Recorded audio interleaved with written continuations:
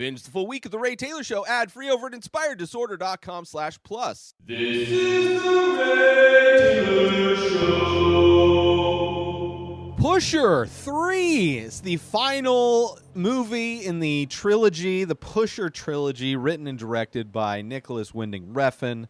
This one came out in the year 2005, a little over an hour and a half running time. In this movie, we are following Milo, which I think is kind of the perfect character in this trilogy to be following. Each of these movies follows a different character. The first movie was Frank, the second one was Tony, and now we're at Milo. Milo being the person who supplied the drugs for Frank, who Frank was in debt to and trying to get away from. Tony only had a mild connection with Milo. Tony, the one being kind of roped into this lifestyle despite his better judgment. And this one is showing Milo trying to balance the life of owning this quote-unquote business, being this drug dealer, while also trying to be a family man, which I appreciate. I would say this movie is the best of the trilogy. I think, it's allowed Nicolas Refn to kind of settle into being a director, having that kind of very raw and real feel to this movie, kind of fits in a little bit more. There's a few moments in this film where they, bump the camera, which is just a sign, I would say, or part of the fact that this movie is feels so much like the previous movies do, of you as the audience member being more of a fly on the wall, experiencing this slice of life of these different people. This one is more of a night or a day in the life of. So the first movie was more of a week in the life of. The second movie took place in the matter of a few days, I believe. Where this one is just one night. And so many things are happening in this movie. You have Milo in a 12-step program. I think it starts off with him in a 12-step program where everybody, is saying their name. My name's Milo. I'm an addict. And then kind of talking about how difficult his life is. And not going into detail about his life, but definitely being honest, using those 12-step meetings as a way to kind of let out some of his issues, like getting some sort of therapy, as it were, to relieve the pressure of his actual life being this drug supplier. He's also in this movie, it's his daughter's birthday. It's her 25th birthday. He's also cooking for the birthday, so he's got 50 people that he's cooking for, which we find out that he's not very good at cooking because he had cooked earlier in the day, and all of his employees end up getting sick, which is kind of the beginning of his problems, right? Like he's trying to do all of these things. He's trying to stay sober, which is an insane proposition for somebody whose business is drug dealing and who has the lifestyle that is as stressful as drug dealing seems to be, judging by these movies that seem to be very grounded in reality. But yeah, everybody's getting food poisoning. So while one of these deals, he's supposed to be getting heroin from somebody, and instead they gave him ecstasy. And because of that, there's problems. He ends up getting into debt, which is another aspect of these movies that seems to be a common factor, is getting into debt, like having these things in an industry that it's impossible to trust anyone, constantly being screwed over and having to dig yourself out of a debt it seems to be part and parcel for this kind of a lifestyle, which is crazy. Just you really get to, in all of these movies, because we're following these characters, despite the fact that they're not good people. Nobody in any of these movies is a good person. But you have compassion for these people as you watch them. And even Milo, who's somebody who's kind of the bad guy in some of the other movies, you still like, because you're seeing the day-to-day of him, you know, dealing with his family and then like trying to get clean, but then also running this business, this drug business. Like, you have sympathy for this guy, and because of that, you don't want to see things like you end up, despite all of your better judgment in all three of these films, you end up sympathizing with a person that you should know better to sympathize with. And because of that sympathy you have for them, that empathy you have for them, you end up being taken on this stressful ride. I mean, just as the other movies are paced, this one is very slowly paced, but at no point is the stress level taken down a notch at all. It just keeps building the amount of stress that this character has, which, just considering the stress levels that he's dealing with, it's not that crazy that he would also want to self-medicate with these drugs that are just like constantly around him at all times. Like, it very much feels like these movies, it would not be at all surprising if these movies were a big inspiration for the Safdie brothers, the people that made Uncut Gems and I think it's called Good Day, which are very much kind of a similar raw, you know, you're along for the ride with these people that aren't good people, but it's just like movies that induce stress. So much of that is the DNA of these movies. So he gets screwed over. He doesn't get the heroin that he's known for dealing. He ends up getting ecstasy, which is a newer drug. You know, he's an older guy. He's not used to dealing with this stuff, but he tries to get rid of it nonetheless. Meanwhile, in between everything, he's still trying to go to a meeting. He goes to another meeting before the birthday. Everything with the birthday starts. You see his daughters, I don't know if they're married or if they're engaged to be married, but this dude, I mean, we are in Denmark, but this dude is plucked right out of East LA. This guy is choloed out. Now, he's white. He's white. He's got like long kind of surfer hair, but every other aspect of this guy is like LA West Coast gangster. Choloed out. He's got the collared shirt that's just buttoned at the top button and then opened up on the bottoms. You know, he's got the tribal sleeve tattoos. He's got, like, I think he's probably wearing shorts, but he looks like a white guy impersonating a cholo, which I thought was hilarious. It's like, clearly, as a gangster in Denmark, he takes inspiration for the West Coast style of gangster living. Which I appreciate. He does he looks so much like a cholo. He's just missing. I don't know if he's wearing Dickies, but might as well be. He's not drinking a 40 either, which is kind of the only other two staples I would say that would be screaming West Coast gangster. But I did enjoy that. And now a quick word from our sponsor. Now you can wear The Many Faces, original art by Ray Taylor. Select pieces from the ongoing series of abstract ink paintings. All products made with high-quality materials, made right here in the USA. Go to inspireddisorder.com/TMF merch to browse the entire collection and save yourself an extra 10% when you check out by using coupon code RTSTMF. So once again, go to inspireddisorder.com/TMF merch and save 10% when you use coupon code RTSTMF. And now back to our show. There's a moment where Milo, because he made this dish that caused food poisoning for all of his workers, he threw away all the stuff that he made for his daughter's birthday, and to go to replace it, he goes to a Chinese restaurant, orders a bunch of fried fish, and while he's waiting for that to happen, this guy called Kurt the Cunt shows up. And Kurt's like a guy like we don't know anything about, but just based on this little interaction, it's like somebody they clearly have known and he knew in the past. He's been out of town partying for forever, and he knows that Milo's the drug guy, so he's like offering him drugs, and Milo, trying to stay sober, and has stayed sober so far up until like we are at the moment where the dinner's about to start, he's been able to maintain his sobriety up until this point.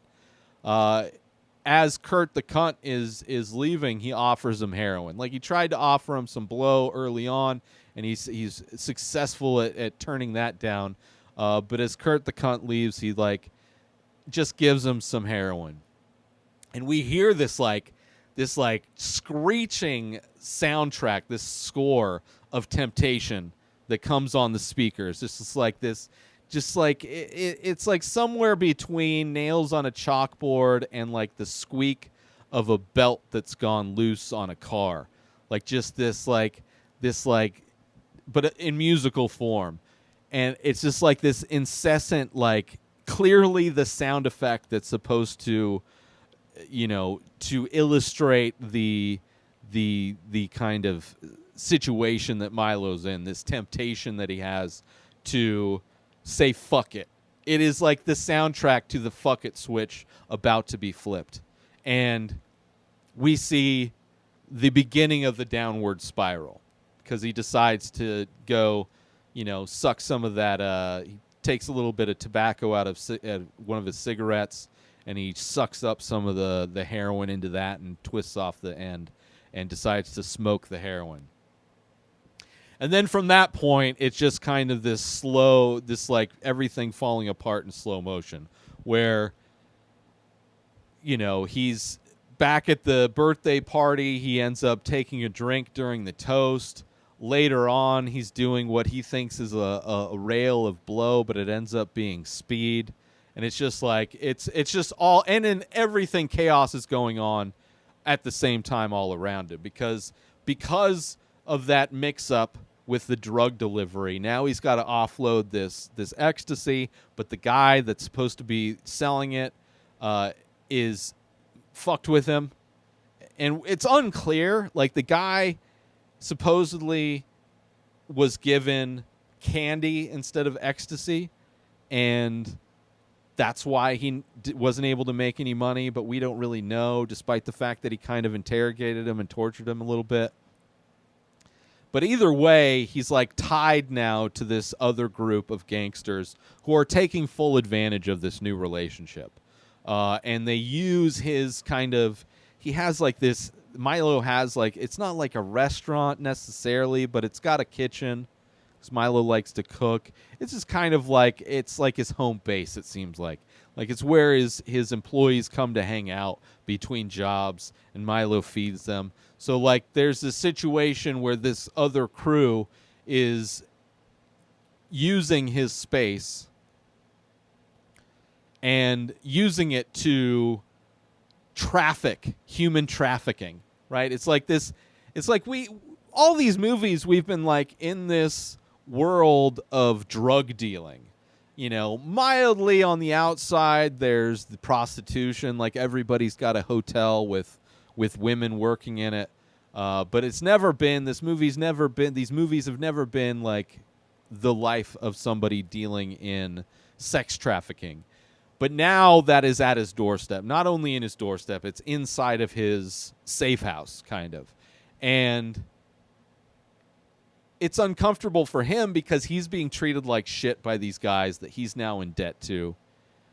They're trying to sell this girl to, a madam that comes by to check her out. Like, they have people lined up to come by and see if they want to buy this girl who's 17. And chaos happens. Chaos happens not only because some of the food that these guys eat causes one of them to get sick, which gives this girl an opportunity to try to run, but also chaos happens because Milo is kind of done with these guys for treating him like shit. And also chaos happens because Milo does a line of speed instead of cocaine. Not that there's a huge difference in the upper of cocaine and speed necessarily. There is a huge difference, but this chaos could have happened whether he did the line of speed or did the line of coke. But for whatever reason, chaos starts to happen, and Milo gets a hammer because he's just like, He's tired of these people pushing him around, literally and figuratively. He's tired of the situation. He gets this hammer, and it is now hammer time. And he, like, beats this guy, which is kind of like aspects of this. It's also got the most brutal aspects of these movies, too, where you don't really see it, but the way it's handled is it makes it pulls it off, the effect of him beating this one guy in the head, shutting him up, and then the other guy comes back and doesn't know the situation, and Milo ends up getting him too. I assume at this point, I forget, I've lost track of where the chick went, but I think she got away. So now Milo's got these two dead bodies. He's also paid off this guy who I think he's like kind of wearing this bomber jacket that looks like a police jacket. But he's also, so I don't know if he's like a police officer that's just on the take and does jobs for Milo, or if it's just the style of jacket happens to look like some kind of official uniform.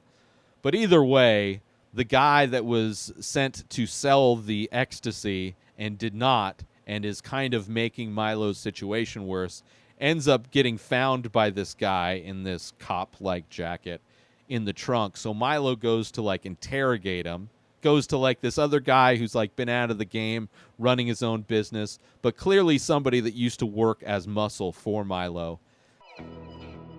Join Inspired Disorder Plus today. Head on over to inspireddisorder.com/plus to join.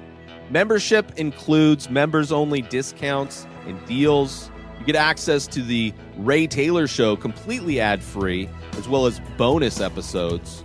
You get access to the complete live painting archive. You also get access to every single podcast ever produced by Inspired Disorder, hosted by Ray Taylor. You get access to Ray Taylor's personal blog, as well as the opportunity to ask me any questions. So if you want to start a podcast, you're into art, ask me anything. And so many more things are being added every day to Inspired Disorder Plus. So sign up today, become a member, head on over to inspireddisorder.com/plus and become an Inspired Disorder Plus member today. And you see them kind of figure things out. But then this guy has a second job. First is to try and interrogate this guy who's screwing over Milo, which you find out that it's just a misunderstanding. But then we go, and this guy is going to help Milo get rid of these bodies. And the scene, I mean, the very end of this movie is basically Milo and this other guy processing these dead bodies. And the way it's conveyed, the way it's shown, like very taking its time showing you the procedure they go through of like stringing the guy up, like just taking the time to watch this body slowly get strung up on a pipe with this winch and then cut open to let the blood drain out and then gutted. And it's just like, it's like a disturbing scenario that you can't help but think that may have been what happened to Frank in the first movie. Like at the end of the first movie, we don't really know. It's ambiguous to know what happened to Frank. But in one potential reality is that Milo got a hold of Frank, right? The same plastic wrap that he lays out in the processing of these bodies that he needs to get rid of. At the end of the first movie, his buddy was laying out the plastic in order to dispatch of Frank. So this what we're watching could have been what happened to Frank at the epilogue of the first movie. But it's just a crazy scene. And like the whole experience of these movies is, I mean, so stressful, but it's like it doesn't seem worth it. Like, especially from Milo's perspective, obviously he's making a lot of money. His daughter doesn't have to work doesn't have to work. Just she gets whatever she wants. Her dad pays for everything. Her husband is a drug dealer and doesn't need to be, but he wants to do something. So that's what he does. And he's now roped into Milo to buying directly from Milo. So it's like, and he like paid for this honeymoon or whatever for them to spend a month in a hotel in like Puerto Rico or whatever. And it's like, clearly this lifestyle has afforded Milo financial independence on a level and security on a level where he's able to do a lot of things for himself and his family. But like, for the stress that he has to go through, it doesn't seem worth it. Not that like being successful in other industries wouldn't, provide itself with a lot of stress, but like for sure this lifestyle is like so stressful and not that much different than the lower level guys that are constantly dealing with stress as well. Like they're all almost dealing with the same types of issues, whether you're Frank or Tony or Milo. It's just different levels of like different amounts of debt and different levels of danger. But yeah, just a great end to a trilogy, like really showing you, I don't know of any other franchise of movies that tell a story in this type of way. Definitely TV shows have done it, but to have a trilogy of films that are all connected, but each take you're following a specific perspective, a specific character that's all like embroiled in this crime that's going on.